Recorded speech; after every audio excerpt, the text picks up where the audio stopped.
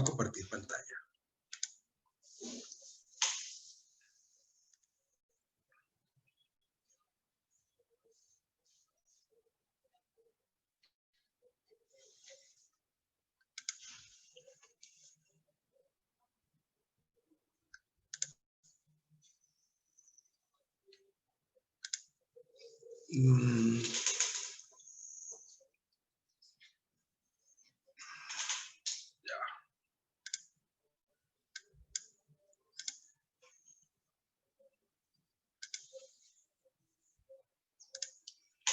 Ok, me avisa si se ve.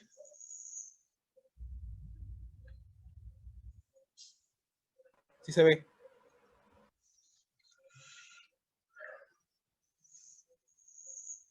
Miren, si la democracia significa cambio de gobierno pacíficamente, si eso es la democracia, yo sin duda sería un demócrata convencido.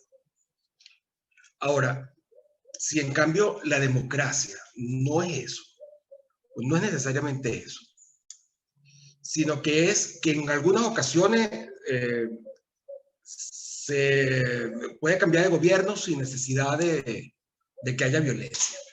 Pero en otras ocasiones ya llegará al poder alguien que no va a dejar el gobierno sin violencia, que no va a llegar, que no va a entregar fácilmente, sino con violencia.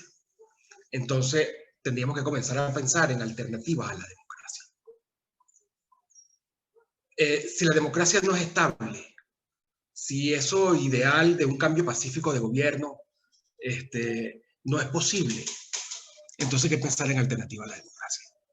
Y si hay una conclusión que sale claramente de las diferentes ponencias que se presentaron en este congreso convocado por Foro Venezuela 2020, es justamente que la democracia no es un sistema estable. La democracia tiende al populismo, a la demagogia, y como sabemos de aquí, con la polarización termina en la tiranía.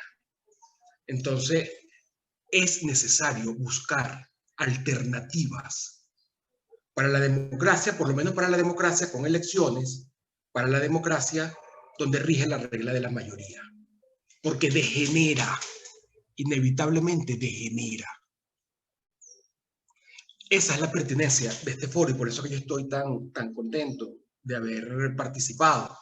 Y no solamente yo, sino como director de la organización civil, un Estado de Derecho, que asumimos la organización de este congreso. Yo te doy las gracias, profesor Klaus Jaffe, por esta iniciativa. Y en verdad que creo que de aquí puede salir mucho para la discusión y para esa reconstrucción de Venezuela. Yo quiero hacer un resumen muy corto de las ponencias que se presentaron. Les invito a que entren en la página web de este congreso, de Foro Venezuela 2020, y le echen un vistazo. Hay unos videos espectaculares y hay unas ponencias escritas igual de interesantes.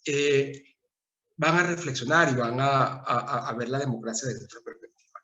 Y bueno, empezamos con lo que fue la sesión principal en vivo a cargo de Federico Ast. Federico Ast es un experto en esto. Ha trabajado el tema de la demarquía y nos dio dos ideas, entre muchas otras.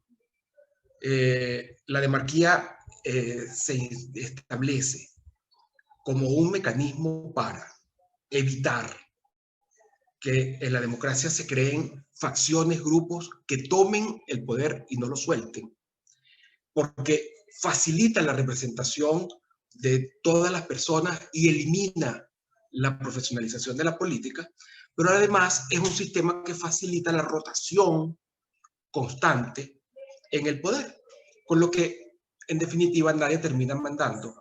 Y al no terminar mandando nadie, por lo menos de manera fija, bueno, da lugar a que la sociedad lleve adelante su coordinación y normal mecanismo funcione de cooperación. Entonces, genera estabilidad.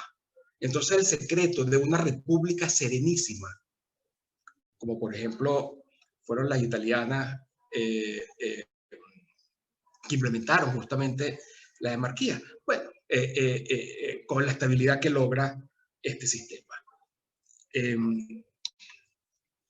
Luego de eso, esa misma idea de que la democracia no es estable y necesitamos buscar alternativas para asegurarnos, bueno, están presentes en todas las ponencias. Y comento, en especial, el profesor Leonardo Verónico, que presentó una ponencia en la cual yo había trabajado con él previamente. No solamente hace alusión a esta investigación del profesor Brian Kaplan, del mito del votante racional, sino que también nos plantea, bueno, cómo vamos a analizar la democracia, cómo entenderla en todo su contexto y en toda su extensión. Él allí deja en evidencia que la democracia se infla, y como se infla, bueno, termina colapsando y explotando. A mí me gustó muchísimo esta ponencia, además de que he participado de cerca con Leonardo en estas ideas. Luego tenemos a la profesora Andrea Rondón, que ha estado trabajando tan duro con CEDICE, pero también con el Instituto Mises. Y Andrea fácilmente nos lleva al convencimiento de que sí, que la democracia como tal degenera en demagogia. Su solución, bueno, básicamente es volver al Estado de Derecho, pero un Estado de Derecho que tenga como punto central, básico, el respeto a la propiedad privada. Y no es una propiedad privada instrumentalizada, no es una propiedad privada con función social. Es la propiedad privada como se creó, bueno, justamente luego de años, siglos, por ensayo y error, de manera evolutiva. La propiedad privada donde la persona pueda tener la libertad de utilizar su propiedad, su cuerpo, su inteligencia, su trabajo, en su propio beneficio. Que al no hacerlo con violencia va a ser siempre en una relación de cooperación y por lo tanto sinérgica con los demás. Una idea similar, llevada al extremo. A mí me encantó esta ponencia de Roimer, de hecho conversé con él en estos días, y es que al final, si lo llevamos al extremo, mucho del anarcocapitalismo se presenta como una alternativa para justamente los problemas de la democracia. Yo les invito a que vean las reflexiones de Roimer, de los más frescas y muy interesantes. Luis Palacio, que se dedica a la política y que cada vez estamos convencidos de que los cambios vienen de abajo hacia arriba, de que los cambios vienen sin coacción, con mecanismos de autoorganización. Justamente su ponencia, Luis lo que nos dice es, vamos a ver cómo podemos llevar adelante esto al nivel local, al nivel más de las relaciones más cercanas de las personas.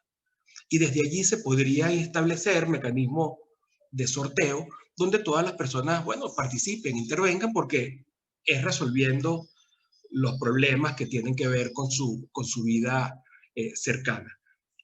Si se va a empezar, es posible que se tenga que empezar desde abajo y no como una imposición que venga desde el poder. No tengo ninguna duda también sobre eso. Miguel Cabrera también viene con muchas dudas, con muchos temores, pero también con la misma idea. La democracia tiene que estar limitada, y tiene que estar limitada a la defensa de la libertad y de la propiedad para que pueda mantenerse. Claro, la gran pregunta es si las elecciones no son suficientes, un mecanismo suficientemente que degenere, que cree conflicto y haga que degenere ese sistema democrático. La presentación que hizo Gabriel Ortiz a mí me gustó muchísimo.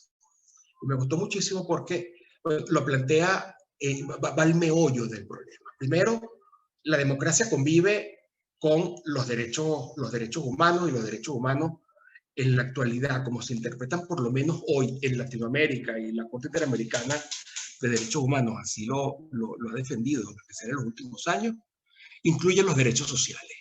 Y los derechos sociales son obligación y competencia del Estado. Con lo que siendo obligación y competencia del Estado, entonces los derechos sociales le dan poder a los gobiernos. Y un poder a los gobiernos no en cosas cualquiera, no, en las más importantes. Los gobiernos son los que están educando a nuestros hijos, son los que nos están cuidando cuando nos enfermamos, o son los que nos dan una pensión cuando ya estamos incapacitados. Los gobiernos son los que nos llevan el agua, los que prestan los servicios principales. Hey, el poder que tienen los gobiernos con esta teoría de los derechos sociales como derechos humanos es increíble. Y entonces Gabriel, que está dedicado al tema de los derechos humanos, bueno, mete el dedo en la llaga. La democracia, más derechos humanos, más dinero fiat, por ejemplo, es un cóctel verdaderamente peligrosísimo y que obviamente que va a hacer que degenere como sistema y que en cambio, la demagogia y de ahí la tiranía esté a la vuelta de la esquina. Tienes que hacer, Gabriel, que estas ideas tuyas lleguen a todo el grupo que trabaja el tema de los derechos humanos, en especial en Latinoamérica y en especial a los jóvenes. Bueno, José Gregorio y Ana Cecilia, que han sido los que se han dedicado realmente en la organización de todo este evento. Cuando yo escuché su ponencia quedé fascinado y hay un punto específico con el cual yo quiero ponerle aquí la atención. Ellos hicieron un recuento de las experiencias actuales sobre demarquía.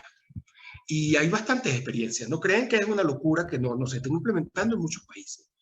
En algunas regiones de Canadá, en Irlanda, en Islandia, se ha venido implementando en Bélgica con, bueno, éxito a los efectos de Bélgica. Hay que valorarlos. Hay que dar claras dos cosas. Una,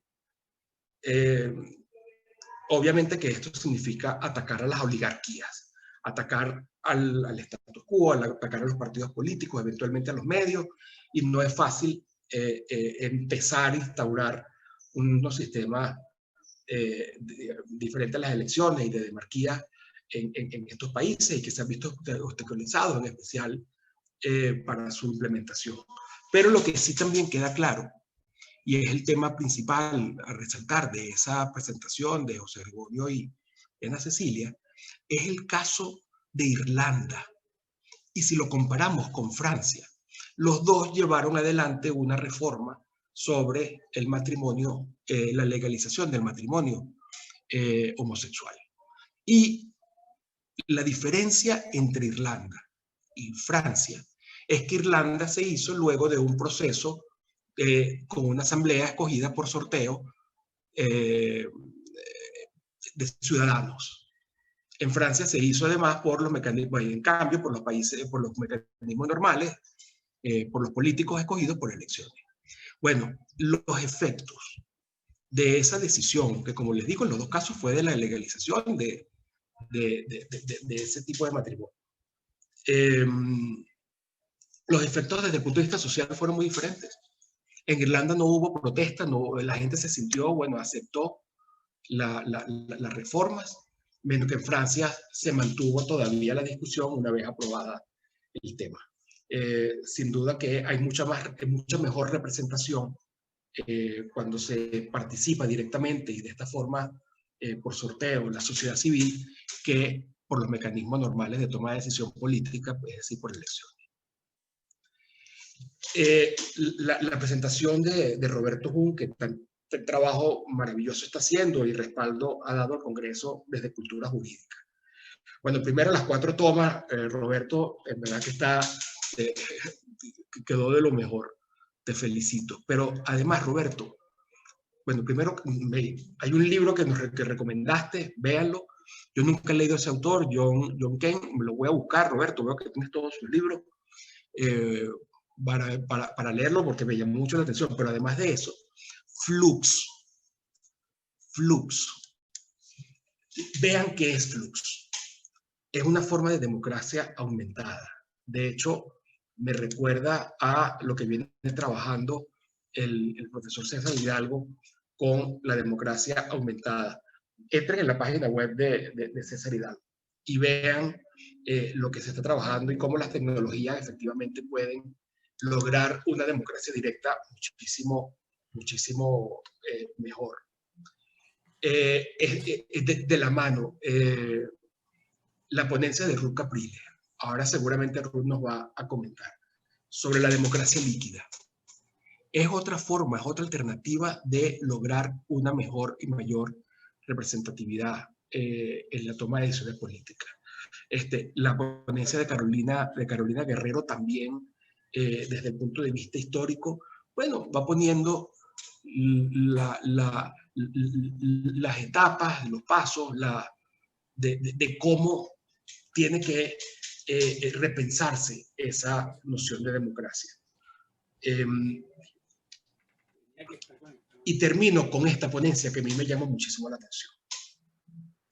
Jorge Ali nos presenta un partido de demarquía, un partido en España de demarquía. Y dice cosas interesantísimas. Fíjense, un partido de demarquía no puede tener ideología. Un partido de demarquía no puede tener jerarquía, ni siquiera puede tener presupuesto. Y tiene que ser subrepticio, tiene que salir desde la sociedad civil. Y es cierto, tiene que salir de la sociedad civil porque, bueno, obviamente, cualquier cambio a la democracia no va a venir desde arriba hacia abajo, no va a venir desde el Congreso, va a ser realmente impulsado por la sociedad civil. Y ya con esto ya yo termino. Sí es cierto que la democracia no durará mucho tiempo, que siempre termina acabando consigo misma, tenemos que buscar alternativas para la democracia. Yo creo que en Venezuela estamos en un momento para explorar, en un momento para inventar, en un momento, bueno, para sembrar.